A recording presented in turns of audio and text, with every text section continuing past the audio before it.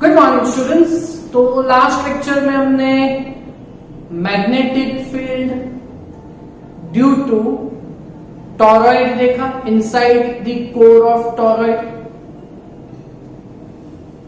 और उसके बेस हमने इक्वेशन बनाया।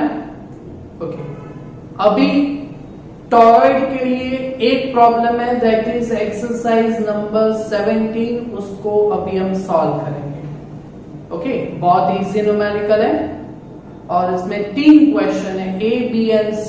That is why this numerical is for 3 marks, 1 1 1। Okay, तो बहुत इजी है, सिर्फ पढ़ के आपको डेटा निकालना है।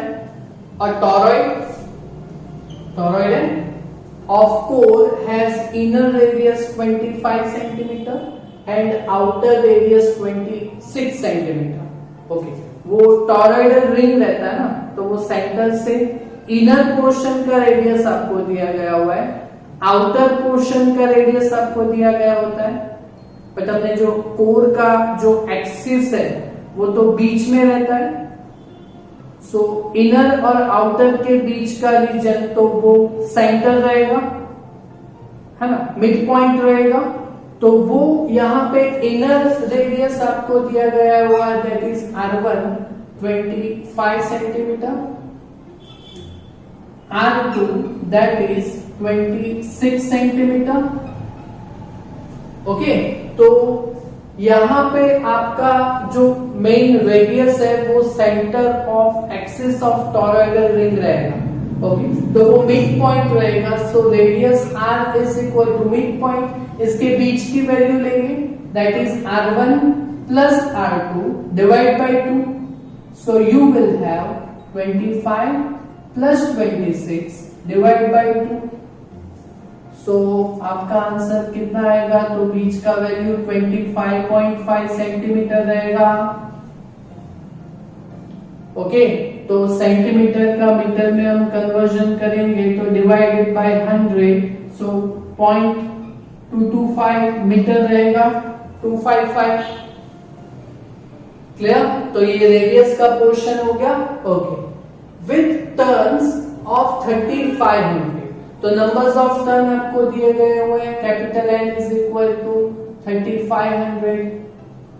ओके, और another one, the current in the wire is 11 ampere, so current I is equal to 11 ampere. Okay, तो हमें मैग्नेटिक फील्ड फाइंड करना है 3 क्वेश्चन के लिए। पहला, magnetic field outside the torrid.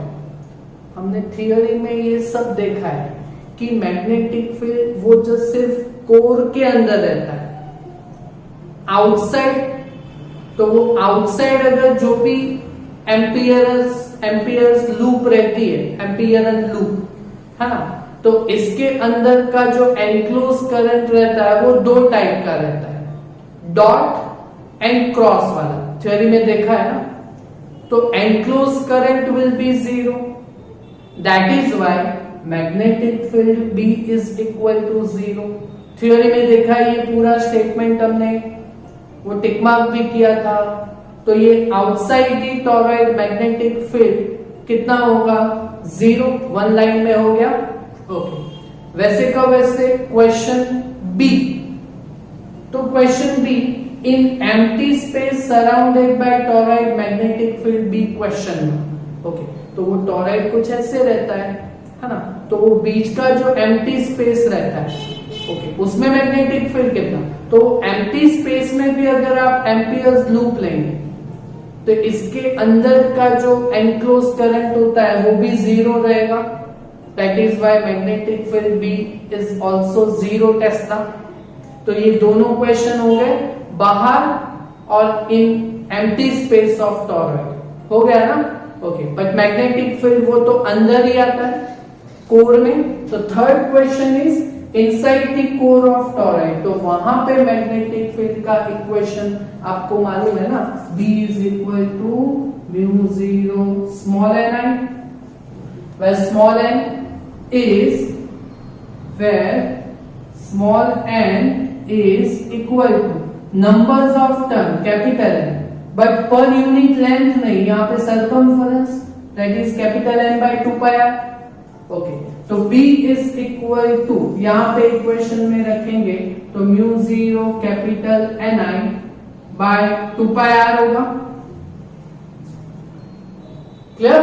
Okay, चलो अभी यहां पे सबका वैल्यू रखते हैं। म्यू जीरो का value 4 pi into 10⁻⁻⁷, numbers of turn that is 3500, current that is 11 ampere, okay, or divided by 2 pi r, so 2 pi into radius that is 0.255 in metre में convert किया हुआ है। ओके, चलो यहां से कैलकुलेशन में 4 पाई 2 पाई, यहां पे 2 रहेगा। ओके, सो 2 अपना आंसर इन 10⁻⁻⁷ में आएगा Tesla. Okay, 2 into 3500 that is 7000, 7000 into 11 that is 77000, और 77000 divided by 0.255 अगर करेंगे हम, 77000 डिवाइड बाय 0.255 अगर ये करते हैं तो आपके पास आएगा 301960। कितना आएगा? 301960, इतना वैल्यू आएगा। और अगर यहां से हम स्टैंडर्ड फॉर्म में करेंगे तो B इज इक्वल टू, यहां पे है ना पॉइंट 1 2 3 4 5, सो 3.02 या 3 लिख दे तो भी चलेगा। 3 इंटू 10⁻², 1 2 3 4 5 टर्म्स है ना, सो यहाँ पे +5 -7 + 5 it will be -2 Tesla. So this is magnetic field inside the core of toroid. हो गया न्यूमेरिकल, एकदम इजी था। ओके, अभी ये टॉरॉइड का सिर्फ एक ही प्रॉब्लम है, वो भी एडिशनल एक्सरसाइज में। इजी है तो कंप्लीट कर देगा। अभी टेक्स्ट में आप देखोगे तो बायो-सावर्ट्स लॉ जो हमने देखा था, तो उसमें बायो-सावर्ट्स लॉ कंप्लीट होने के बाद 1 2 3 टॉपिक थे।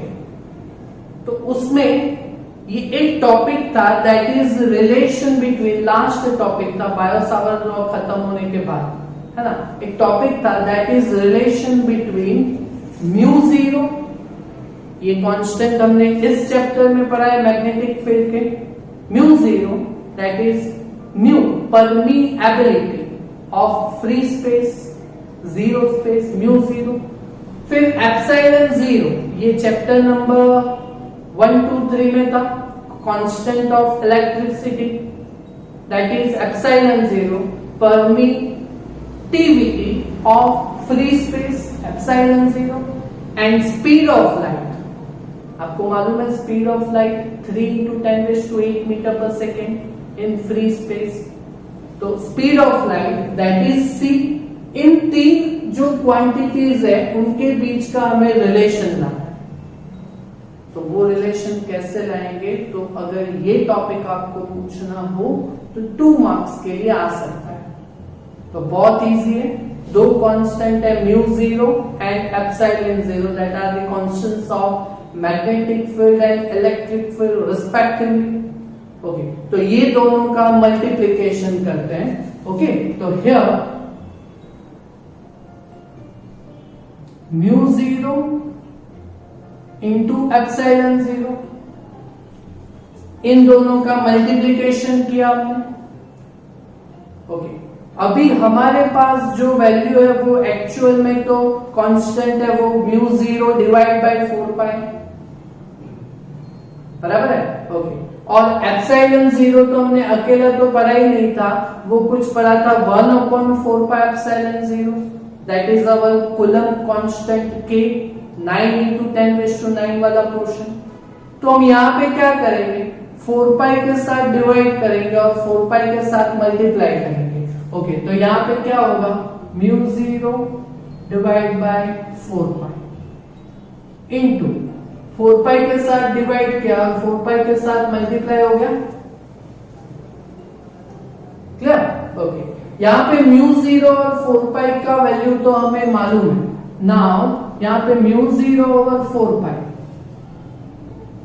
इसका वैल्यू तो हमें मालूम है, तो μ0 का वैल्यू कितना रहता है 4 पाई इंटू 10⁻⁻⁷। ओके, तो 4 पाई इंटू 10⁻⁻⁷, तो μ0 ओवर 4 पाई का वैल्यू दैट इज 10⁻⁷, ऐसा ही लिख में। ओके, एंड ये 4 पाई एप्सिलॉन 0 का वैल्यू कितना है? तो चैप्टर नंबर 1, 2, 3 में कूलम्ब कांस्टेंट k था, दैट इज 1/4 पाई एप्सिलॉन 0। उसका वैल्यू, कूलम्ब कांस्टेंट का वैल्यू कितना था 9 इंटू 10⁻⁹। ओके, तो ये तो आपको मालूम है ना, and 1/4 pi epsilon 0 that is equal to coulomb constant का वैल्यू 9 इंटू 10⁻⁹। ओके, तो 4 पाई एप्सिलॉन 0 का वैल्यू कितना रहेगा, तो उल्टा हो जाएगा ना, 4 पाई एप्सिलॉन 0 का वैल्यू कितना होगा, तो 9 इंटू 10⁻⁹ न्यूमेरेटर में, तो ये पूरा डिनोमिनेटर में आ जाएगा, so that will be 1/9 into 10⁻⁹।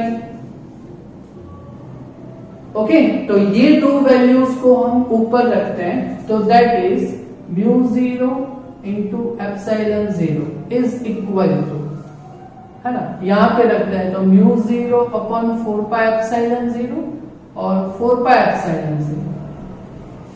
Okay, इन दोनों का वैल्यूज हमने ऊपर किया हुआ है। अच्छा, तो इसकी जगह पे रखते हैं, तो 10⁻⁷ इंटू 1/9 इंटू 10⁻⁹। क्लियर?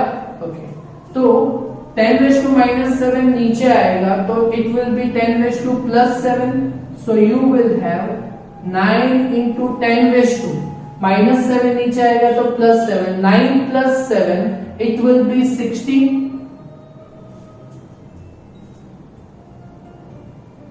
समझ में आ रहा है ना, है ना, तो μ0 एप्सिलॉन 0 का ये वैल्यू है, बराबर है। अभी आपको मालूम है, हमें relation μ0 epsilon 0 speed of light c, उसका वैल्यू रहता है 3 इंटू 10⁻⁸। तो ये देखो, ये स्क्वायर है, स्क्वायरिंग ऑफ 3 दैट इज 9 और squaring of 10⁸ that is 10⁻16। Okay, तो यहाँ पे हम ऐसे लिख सकते हैं μ0 बाय एप्सिलॉन 0 डिवाइड बाय 1/, ऐसे लिख सकते हैं ना, 3 इंटू 10⁸ का स्क्वायर, तो 3 का स्क्वायर 9, 10⁸ का स्क्वायर 8 2 16। ओके, तो ये 3 into 10⁸ that is speed of light c। એટલે now speed of light c is equal to 3 into 10⁸ metre per second, मालूम है ये। ओके, तो इसकी जगह पे रखेंगे c, तो आपको मिलेगा μ0 epsilon 0 is equal to 1/c²। Okay, तो इसको अगर हम उल्टा कर दे, तो c² इज इक्वल टू, इसको उल्टा किया तो 1/c² का c², तो c² is equal to 1/μ0 epsilon 0। Okay, तो c इज इक्वल टू आपको क्या मिलेगा, स्क्वायर इस साइड पे जाएगा तो रूट, दैट इज 1/रूट of μ0 epsilon 0। Clear? So this is relation between speed of light c, permeability of free space μ0 and permittivity of free space epsilon 0। तो हो गया ना ये रिलेशन वाला इक्वेशन। तो यहाँ पे question solve, obtain relation between this three quantities. Clear? तो इतना टॉपिक है बायो-सावर्ट नियम के लॉ के कंप्लीट होने के बाद। ओके, तो इसको हमने अभी सॉल्व किया और उसका मार्क्स 2 मार्क्स के लेवल में ये पूछ सकते हैं। क्लियर? कर पाओगे ये 2 टॉपिक सॉल्व? खुद से कीजिएगा, है ना। Thank you very much.